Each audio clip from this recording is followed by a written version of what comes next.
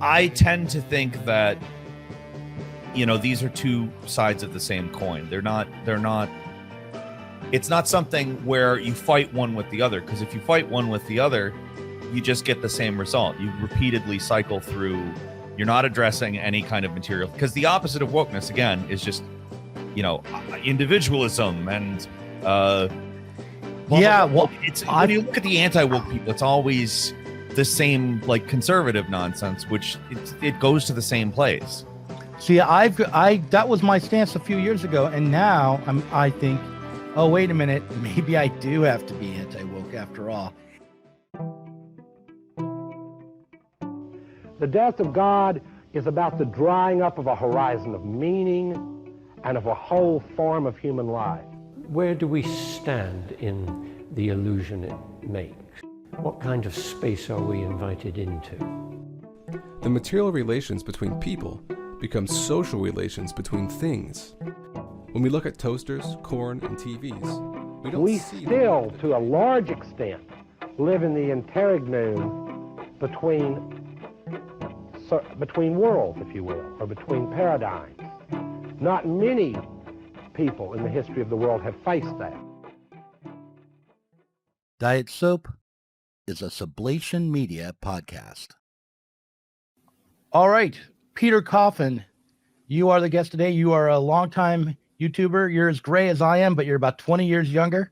And yeah, it started when I was 16. So I've been blessed with the, do you dye your hair? It looks like, they think that it looks good because, like, people think, I used to go into coffee shops and be like, do you dye your hair? And I'd be like, nope. Yeah. It's lucky. Yeah. When I got to be around 40, I got this streak here in my hair. Mm-hmm. And a barista who was about 25 said, "Oh, I love your hair. It looks so nice." And I'm like, "Yeah, it's the coffee shops. It's the coffee shops." I like, it comes with a price. Okay, I'm 40 years old. So, anyway, yeah, Peter Coffin, you are.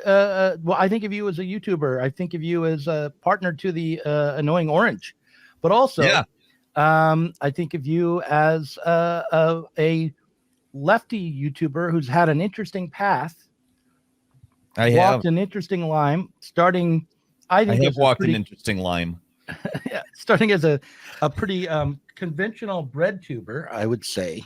No offense to you, and then ending up writing. No offense taken. This book here, Woke Ouroboros, which we're going to be talking about today. But before we dive into this, I want to ask you about what the hell you've been doing on Twitter lately, and what's going on between you and H Bomber guy. Am I missing that? It seems like, okay, did the person that, just tell me the story. What's going on?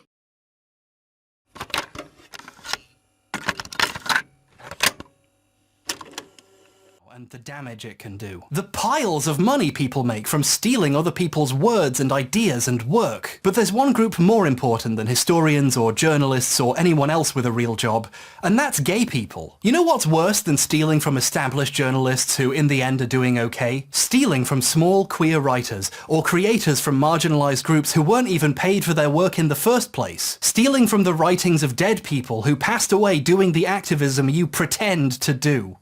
Stealing from the very people who fund your videos, the people you claim to be defending. This video is about James Somerton. Okay, so spill the tea. Back, it may or may not be tea per se, but back in December, H Bomber Guy released a video called Plagiarism in YouTube. It's a 4-hour video detailing a lot of individuals and their personal wrongdoings in terms of plagiarism. Mm-hmm. And it actually specifically discourages any systemic solutions or criticism during the course of the video. Like I'm not even saying like he implies it. There's a point where he actually goes, "I don't want to advocate for any systemic solutions." It's so during the course of it, there's a lot of people that he talks about, but there's a particular individual named James Somerton, mm-hmm. who his content isn't particularly for me. I don't really particularly enjoy it or anything like that. But he hones in on this individual, and he kind of paints him as incompatible with civil society because of his plagiarism crimes. He advocates for his deplatforming, for his removal of income. And after posting the video on his subreddit, H Bomber Guy's producer coordinated basically a naughty and nice list of plagiarists and queer creators to follow on YouTube, which is more or less coordinating harassment of your various plagiarists. And over the course of several months, I put out a documentary very recently, which the Plato is a Bitch, AI and Bomber Guy. I put out pamphlet versions of all my documentaries. But that's about how the concern itself is more or less an ethical justification for intellectual property law and thus bourgeois property dynamics. And I've also, at the same time, talked a lot about how all of this harassment, all of this like hounding this guy who's apologized several times, said he was in the hospital for having committed self-harm over the course of it. I've said that this is going to end in him possibly killing himself. And maybe not last Sunday, I think it was Sunday, he posted, it might have been Sunday or Monday, I can't remember exactly. Excuse me for not having the exact right date. But he posted what appears to be a suicide note, and nobody's heard from him since. Still, I thought that there had been a breaking news or something, but no one's heard from him. No, that is the thing that came up was from his ex-writing partner saying he didn't think that there was anything going on, which is, in my opinion, a vague note, and also it's not necessarily something where I think like we need to all definitely believe that he's dead, but I also like, we don't know. The way I look at it, it's not responsible to say that he is A, dead. I think he's potentially dead. But B, I mean, there is at least cause for some hope that he's not dead. They think that it's not, it's obviously not good if this man committed suicide. No. I don't think whether his obviously for me or not. Obviously not. So I've essentially, I compared it to, I don't know if you remember this. I think you may, because you're out in Portland, right? You may have actually been closer to hearing about this, but there's a marathon runner a few years ago who got caught cheating, and they hounded him. It was West Coast. I don't think it was Portland. It may have been Seattle, if I remember right. But they hounded him for cheating for months, and he killed himself. Like it wasn't ambiguous. And I compared the James Somerton thing to that. And I did that in a video that I uploaded the day before he posted this suicide note.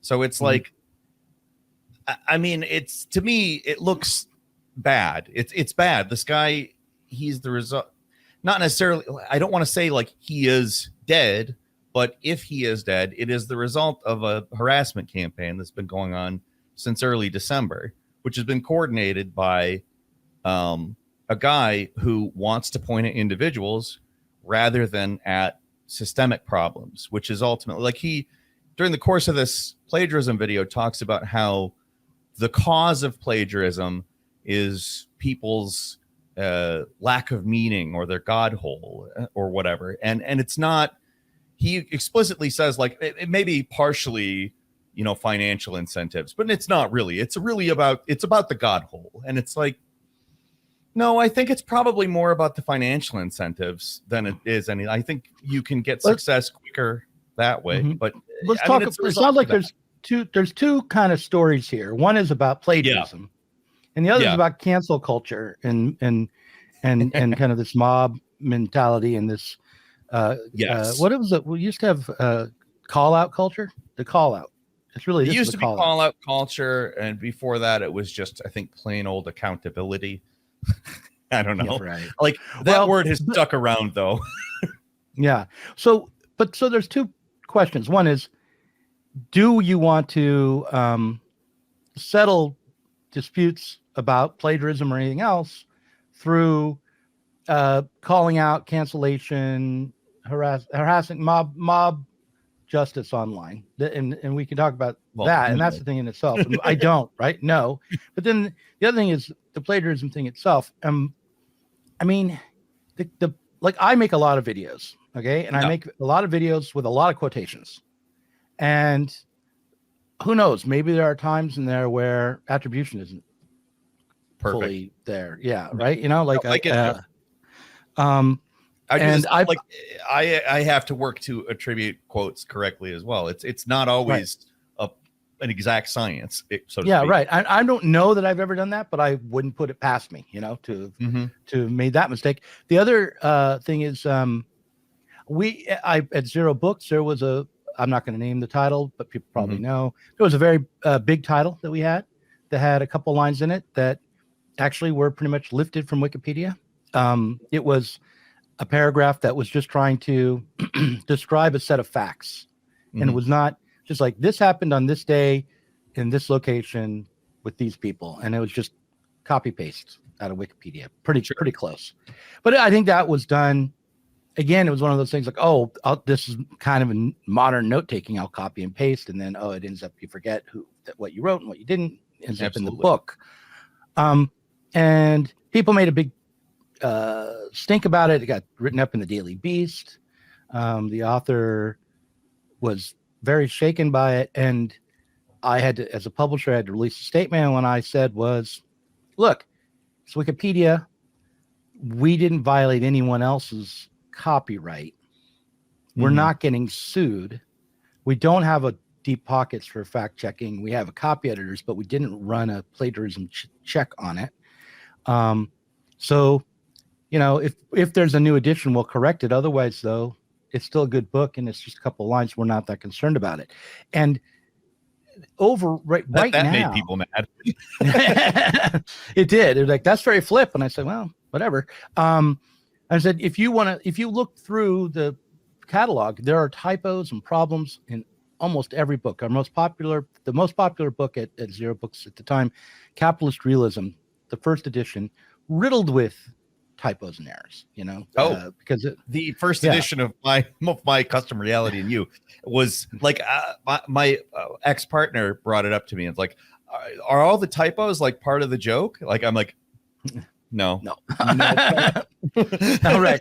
So so the thing is, we're in this media culture now where desktop publishing and now desktop everything and phone everything makes it easier and easier to produce media with a smaller and smaller budgets. As the budgets are disappearing for mainstream media, they don't, you know, it's harder and harder. So, and then you throw in Chat GPT and AI. These are plagiarism machines, right? So, and YouTube also, you know, you can get hit a copyright strike. I know all about copyright strikes on YouTube.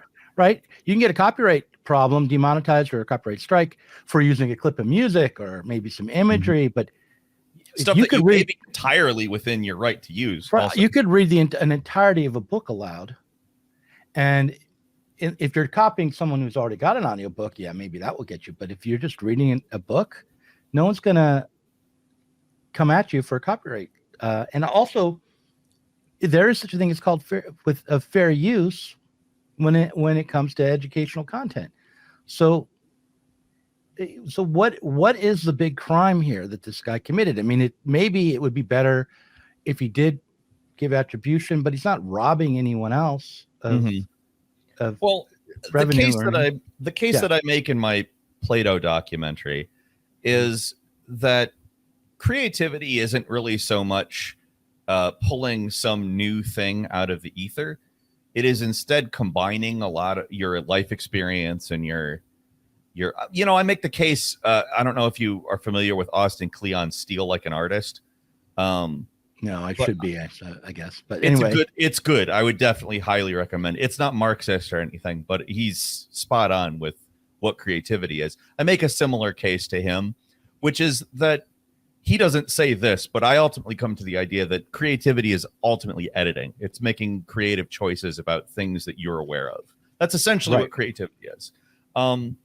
And to me, even if you were to word for word copy down somebody else's words, if you're saying it into a camera or you're performing it in some way or you're putting visuals with it, those all carry with them some form of authorial intent.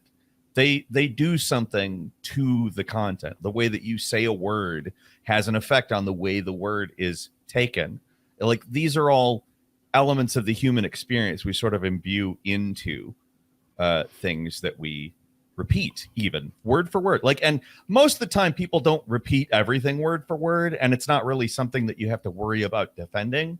Like, a lot of the time people just, summarize. Like, recently James Somerton put up a video that it had a ton of cited. He cited everything down to his stock footage. Like, I think that's dumb, and I think that's an overuse of citation.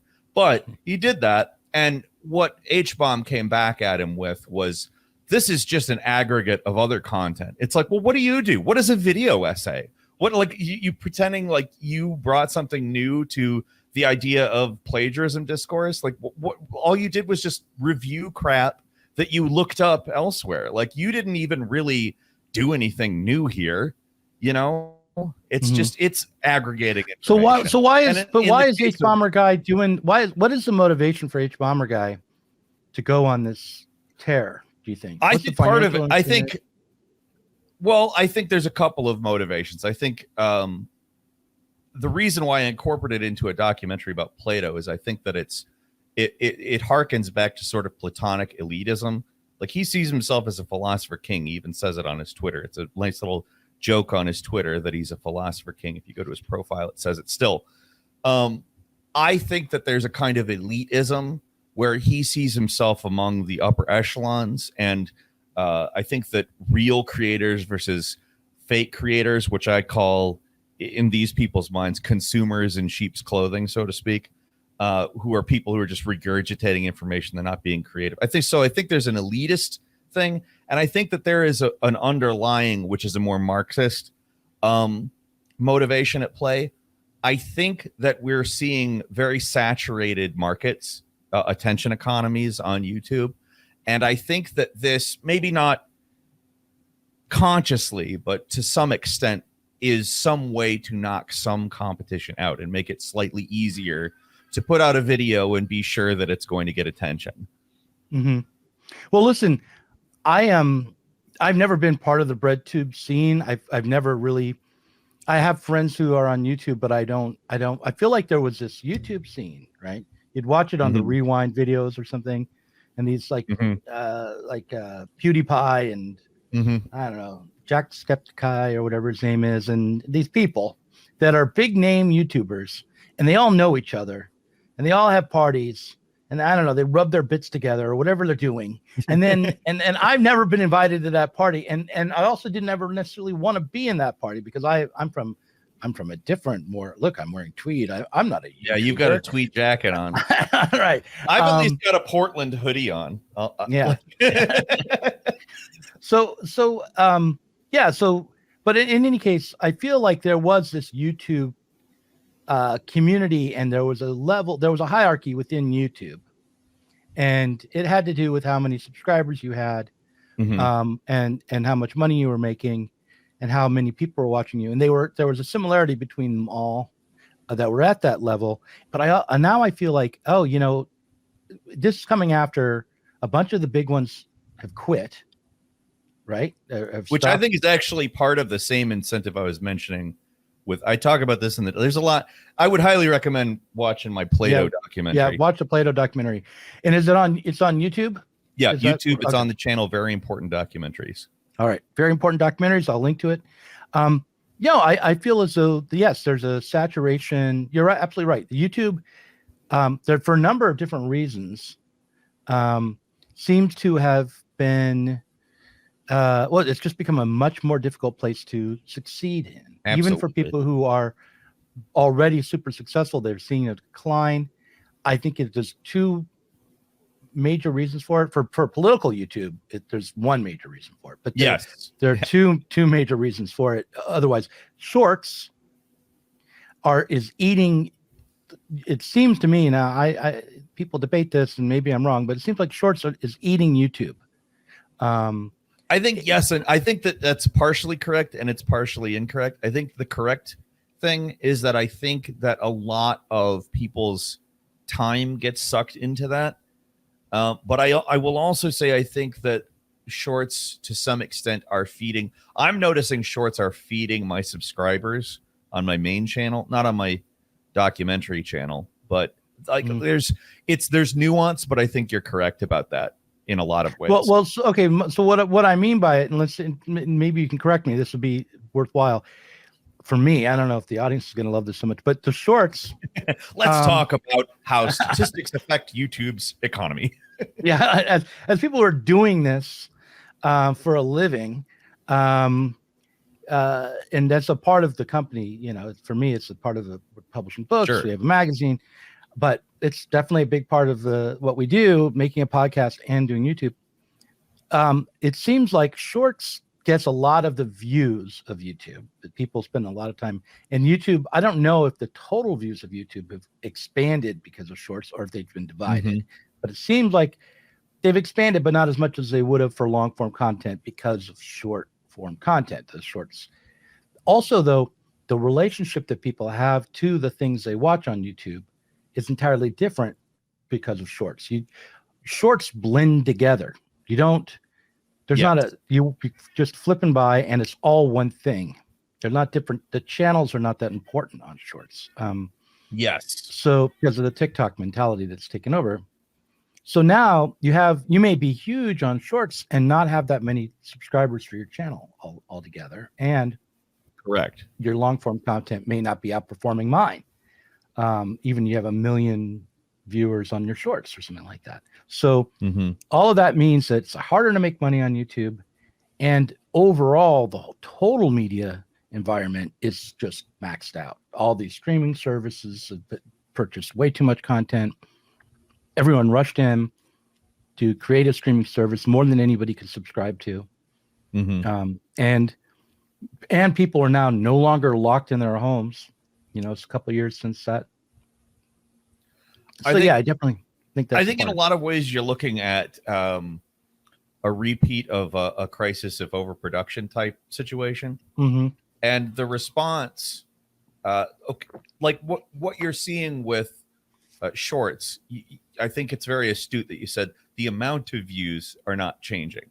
That's 100% true, because there's only so much time in a day, and there's only so many people who watch YouTube. It's a lot of people, but there's only so many of them. And what you end up with here, in my opinion, the famous YouTubers quitting or scaling back is what I'm calling the sad degrowth response. And the H-bomb response, I'm calling the mad degrowth response. They're attempting to find ways to degrow the market in order to have room to operate within it. Now, I don't know that I would say that they're consciously attempting to do that, but that I think is kind of if you're talking about material incentives, like you have an oversaturated market, people have a limited amount of time. Okay, how do we get past this? Okay, we could plagiarize and we could make our content faster, or we could scale back the amount of content, or we could try to attack people who are plagiarizing and get them off the platform. Like, these all ultimately, I think, address the problem of a saturated market. Yeah, no, I think you're absolutely right. And by the way, you know, one of the things that we're looking at right now is we're going to launch a bunch of new channels, because all of which are going to be plagiarized. No. But which means we're not necessarily going to do more videos. Right? We're going to do videos. That's smart. I think that's very smart. Doug is very, very smart. Doug is very, very smart. Doug is very, very smart. I could do this insider baseball through the whole thing. Yeah, we're not going to do that. We're going to stop. Instead, and maybe I'll cut a little bit of that out. But that's fine. All right, let's talk about your book, because but I do think I want to blend the two topics together, because I don't think you're wrong to do that, because I think there's a lot Right. overlap. Wokeness and the media environment and the media's oversaturation and the segmentation of the market. There seem like it's all connected somehow. I think that it very much is. Like if you talk about intersectionality, for instance, I think that the way it's described is all of these various strings meeting together in the middle, and that's the individual. But I would argue that seeing things that way results in groups of people splitting along those lines more so than it results in us analyzing an individual from a specific standpoint, Yeah. And I think that also the woke approach to analysis became maybe one of the ways in which the mainstream media tried to have a overall ideology that it could stand behind. It used to be, you might have a liberal channel and conservative, but that was kind of cracking up. And so and also, things like Vice and BuzzFeed and Cracked. Remember Cracked? I do remember Cracked. All three of those sites all started off way more interesting than they ended off. Right. Cracked. I used to subscribe or at least pick up copies of Cracked magazine when I was a kid, because Cracked was like the off-brand Mad magazine.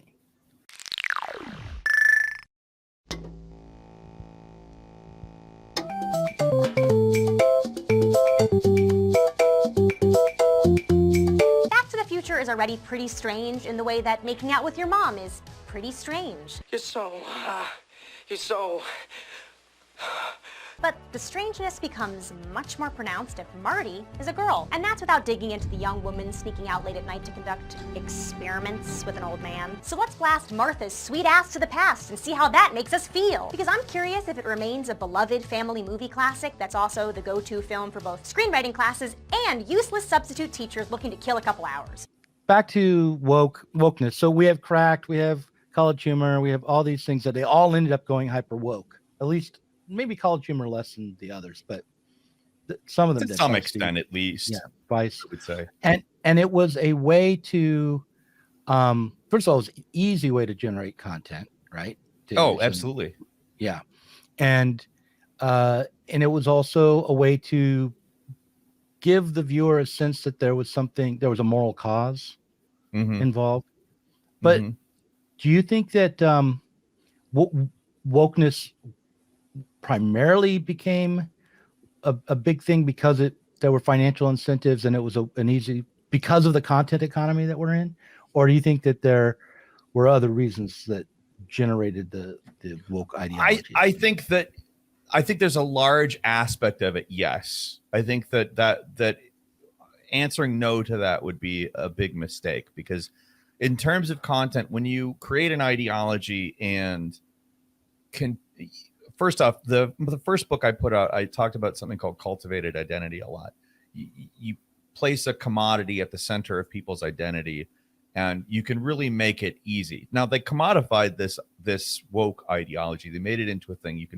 You can buy it in a million different ways. You can buy it either figuratively. You can say, I buy it. I buy into this ideology. You can buy 1 billion books, including my own book. Right. But you also have the incentive of like DEI programs bringing in ways to manage liabilities, like in my opinion, a diversity, equity, and inclusion program, which is a large component of wokeness. Like these things are means to outline areas of concern for a corporation.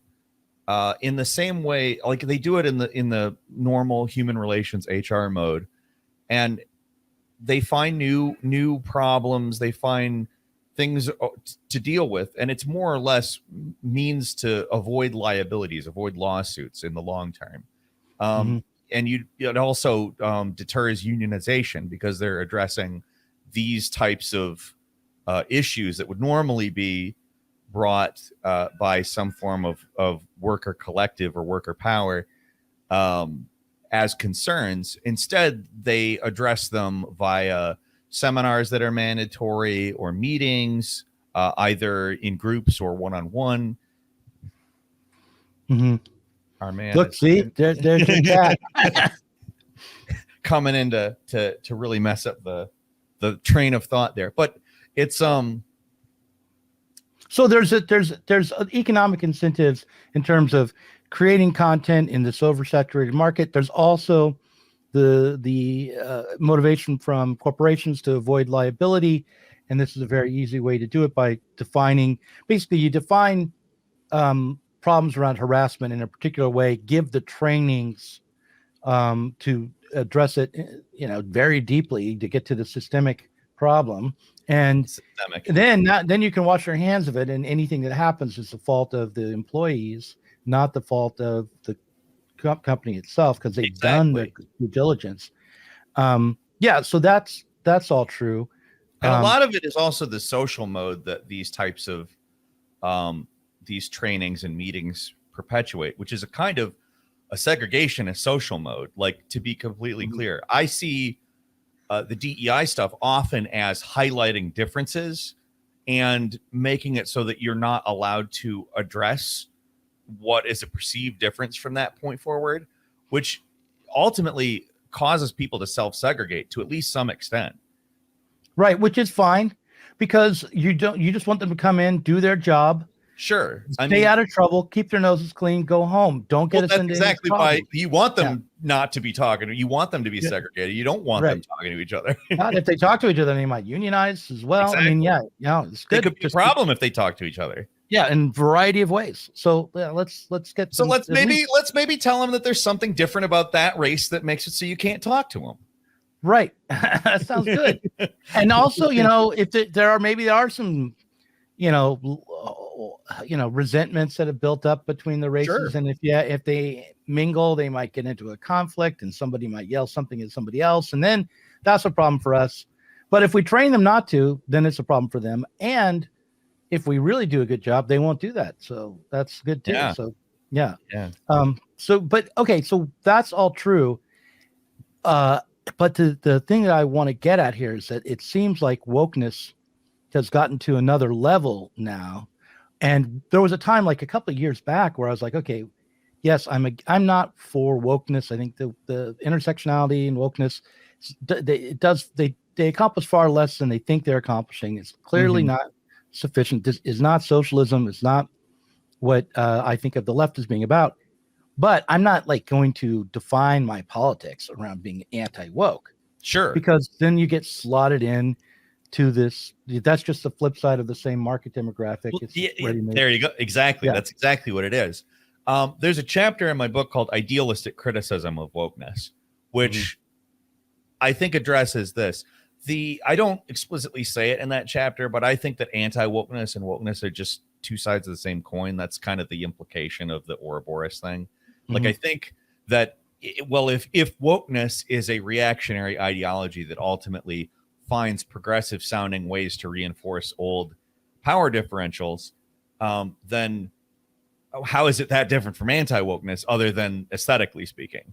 I mean, there are ways that it is aesthetically different than anti-wokeness, obviously. To say I don't want racism is different than the way some people will frame their anti-wokeness, because there are very racist people that exist in the world. That's not something that doesn't exist.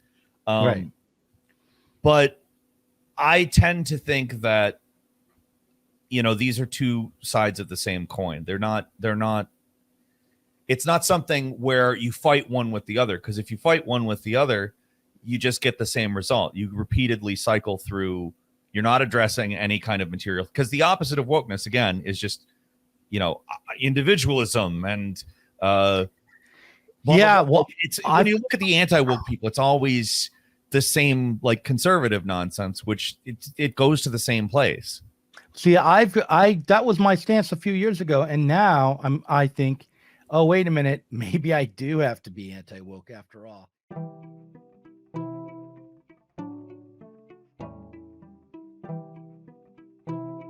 If you enjoyed this conversation, please do consider supporting us on Patreon. Our patrons help to make sure that Sublation Media can continue to provide interviews, videos, books, and articles that are critical of the left from the left. If you are tired of remaining stuck within bourgeois ideologies and politics, help us sublate them both.